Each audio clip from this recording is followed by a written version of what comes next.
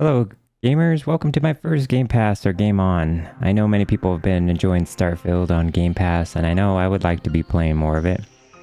But in between making Let's Play videos of Final Fantasy XVI, Jedi Survivor, and Starfield, I decided why not start a series in which I play even more games.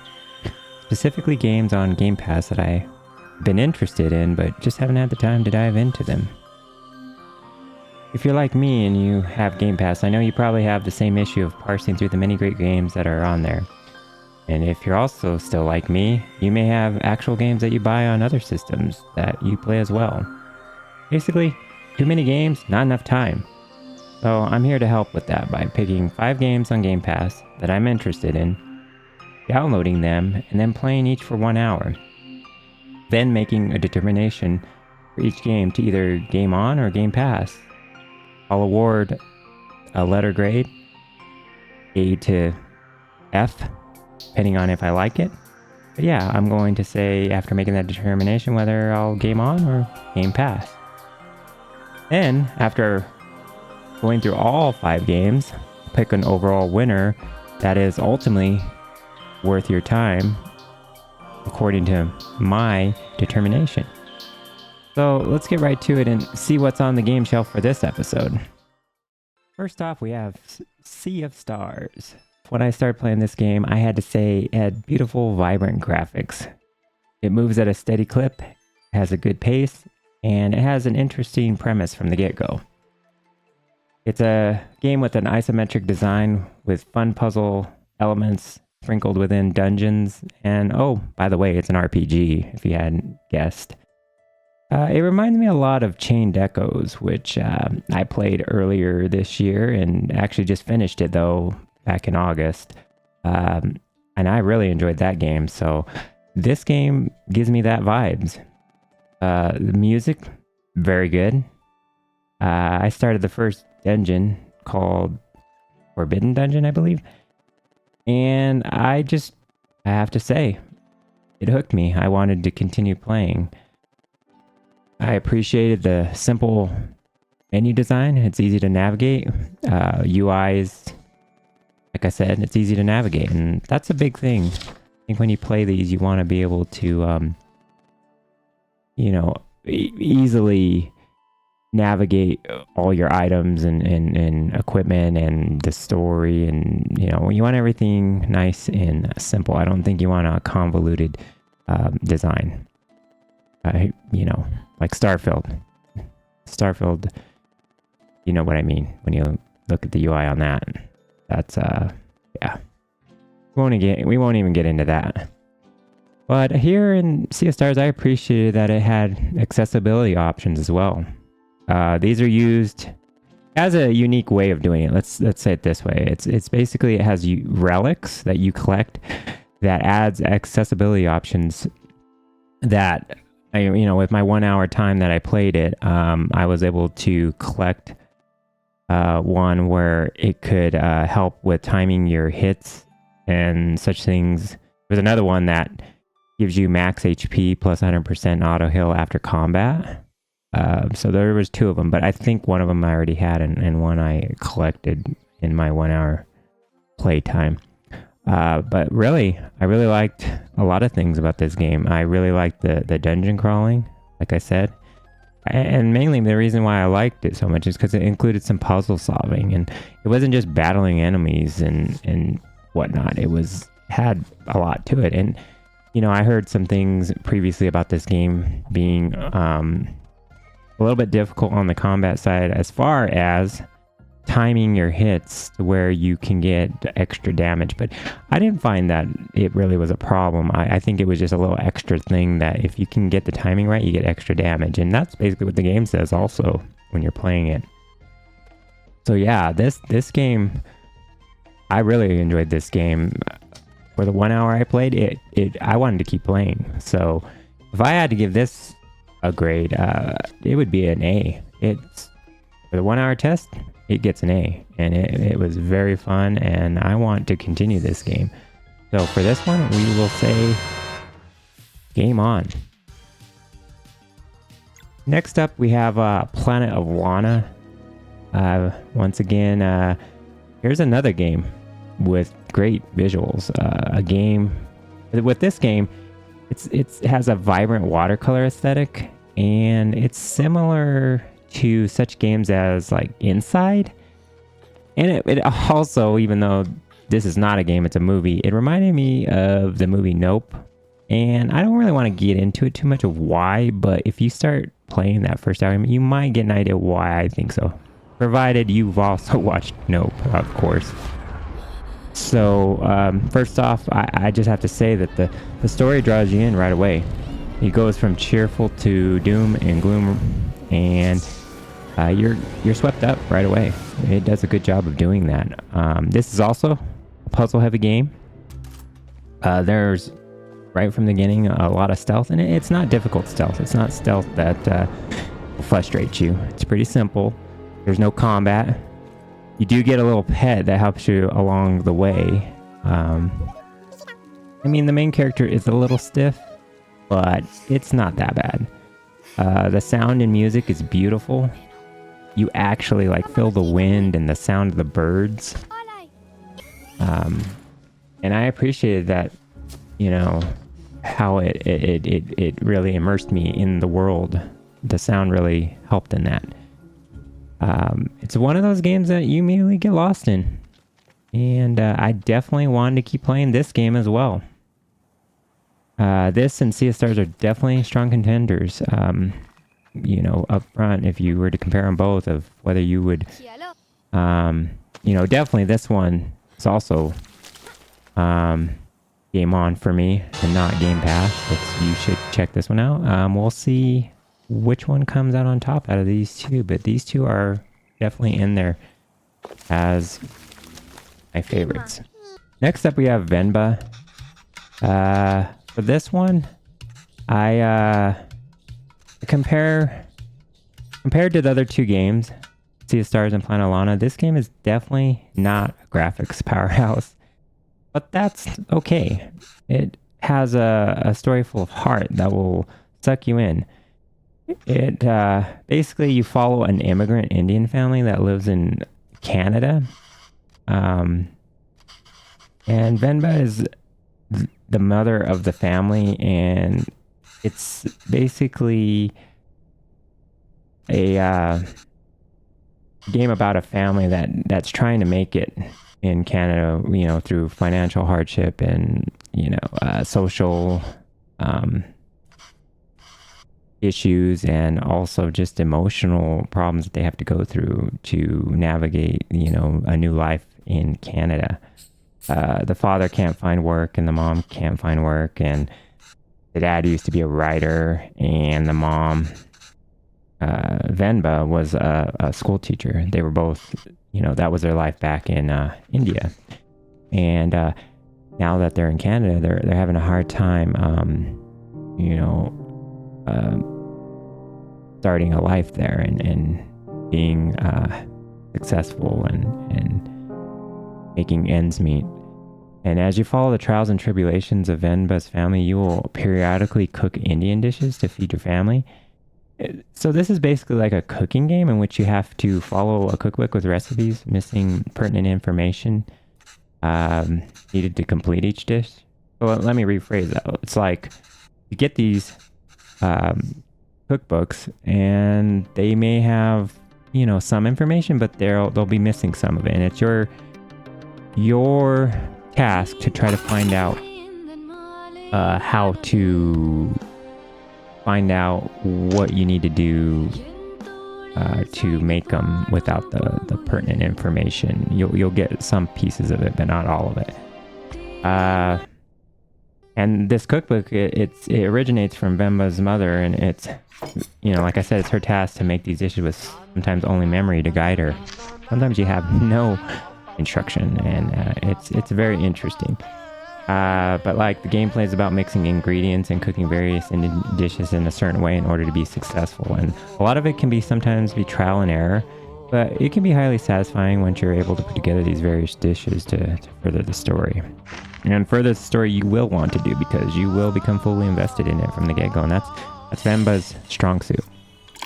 Like I said, The story is about an immigrant Indian family trying to survive in Canada socially, economically, and emotionally. It's a mature themed game that I admit not all people will be on board with, but it is a unique gem on this list. Graphics are highly simple, but the music, on the other hand, is top notch. That's one thing I don't want to skip over. It's Indian music that will play while you try to put together many of the eclectic dishes. And it's funny because when you start making the dishes, Venba always start by turning on the radio and listening to music. And that's a nice touch with the gameplay. So if you want something more unique and left of field, you should check out Venba. I give Venba a B. Let's go with the B. So a B for that one. And I definitely would say game on with this one. And let's move on to the next game. Amnesia: The Bunker. Right off the bat, I will tell you that this game is a horror game. And while I never have played an Amnesia game, I was stoked to play this one. This game takes no time to thrust you into a war. I'm thinking World War One, since it seems to be taking place in the 1910s, like 1916 if I'm to guess the actual year. This is not a game for the squeamish, and if you don't like horror games, stay far away. If you keep your expectations in check, there is plenty to like about The Bunker. It has lots of atmosphere and mood. The sound is done very well. The ravages of war is all about. Feel the gunshots and artillery. As they're fired, you'll take refuge in a bunker, hence the name Amnesia: The Bunker. The controls, in my opinion, are a little clunky, and there's definitely jank present within the game.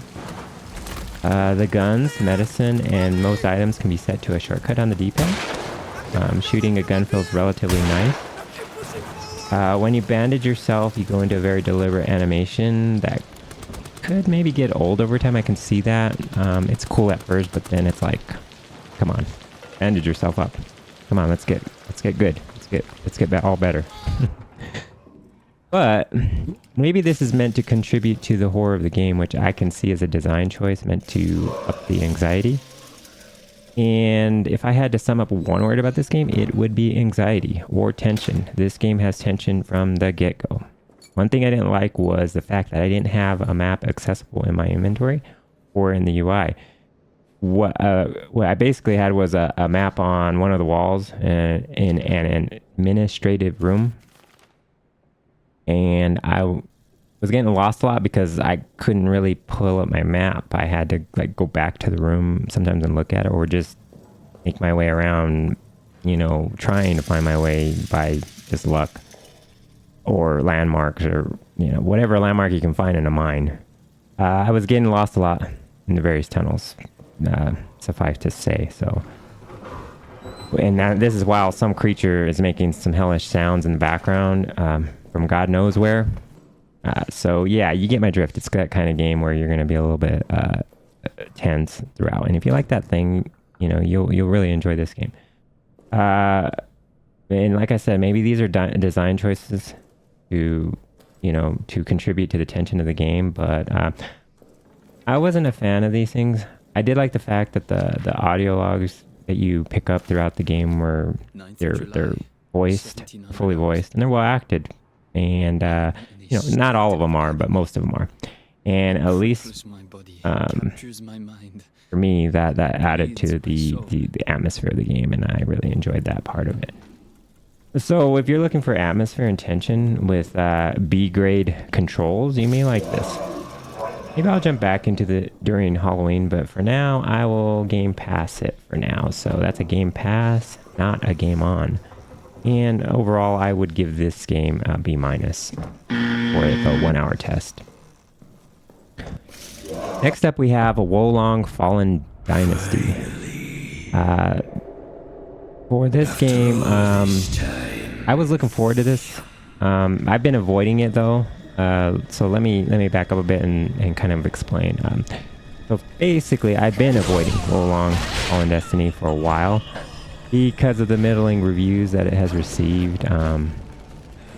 before the reviews, I had been actively anticipating this release because I like a good Souls-like, and I even like a good Neo like as well, which I heard this was similar to, and I really like Neo 2. What I played of, actually, I'm not gonna say what I played that a lot. Like, I really got into the DLC on that game, and I really delved really deep into that game. So this one I was highly excited for before the release, but then it was funny because once it released on Game Pass, I looked at reviews, and yeah, I think ultimately you should always go by what you feel, because sometimes reviews will skew you. Because in this situation, I really have to say I really liked the 1 hour that I played of Wo Long Fallen Dynasty.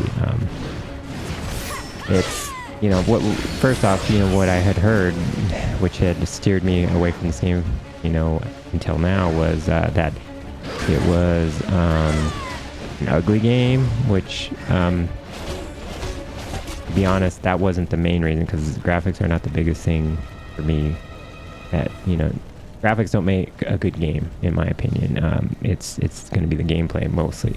Yeah, I do want good, nice looking graphics, but it doesn't have to be the main feature of the game.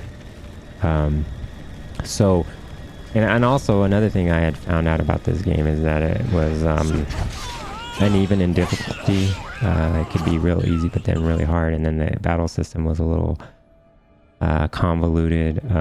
What else? It's been a while, but I was, listening to reviews and hearing some negativity about it that kind of steered me away, and there was other games at the time, so I kind of put it on the back burner.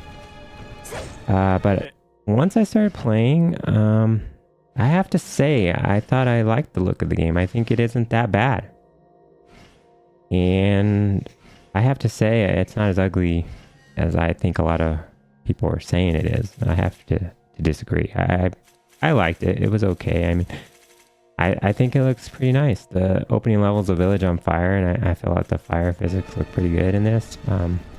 But I understand that this is only the first level, so maybe the rest of the game isn't up to snuff in the visual department. The controls are tight and responsive, and the moves are fun to pull off. You have regular attacks that you pull off with X, and special spirit attacks that you pull off with Y, and you can dodge with the B button. And at the end of the hour, I unlocked the wizardry spells, which I haven't used, and overall the battle system seems deep and something I want to dwell into deeper. It's interesting, and the story talks of an elixir that I believe is corrupting the land, but that's about all I absorbed in my 1 hour playtime, so I don't quote me on that. I might have got that wrong, but what can I say? Wo Long intrigued me, and I want to play more despite the middling reception it received back when it released earlier in the year. I definitely want to check this out more. So what would I say? I would say game on with this one. And overall, I give it a grade of an A-. Who would have thought? So there you have it, gamers. If you stuck around this long, there were 5 great games to pick from on Game Pass. We had 4 games that I picked as game-ons, and 1 I picked as a Game Pass. Sea of Stars got an A, Planet of Lana got an A, Wo Long Fallen Dynasty got an A-, Venba got a B, Amnesia the Bunker got a B-. Amnesia immediately is disqualified due to being a Game Pass, so that leaves us with the other 4. Who is our winner? But before we get to it, please, if you like more of this content, remember to give this video a like and subscribe to this channel if you already haven't. Okay, the moment of truth. Who is our Game or Game Pass winner for this episode? Well, for me, it goes down to 2 games that I think were neck and neck. I loved Venba for its story and unique gameplay, but it fell short compared to the other 3. Wo Long I loved for its Souls-like combat and Neo-esque look and feel. Yet it still falls short to the other 2 on this list. Sea of Stars and Planet of Lana. Both have great stories that I could get lost in and beautiful graphics. Planet of Lana with its watercolor aesthetic, and Sea of Stars with its vibrant 16-bit look. Controls are stellar on both, with Lana having a little stiffness. Music is undeniable in both these games. Sea of Stars vibrant and catchy. Planet of Lana moody and immersive. You can't go wrong with either one of these games. But if I had to pick, I would pick Sea of Stars. Heck, play them both. They're both great. Sea of Stars offers, in my opinion, a little more in gameplay and longevity, and I can see this as a game I would replay. But yeah, that is only after an hour of play. So there you have it. What game do you think you would pick out of these 5? Let me know in the comments section. Alright guys and gals, see you in the next one.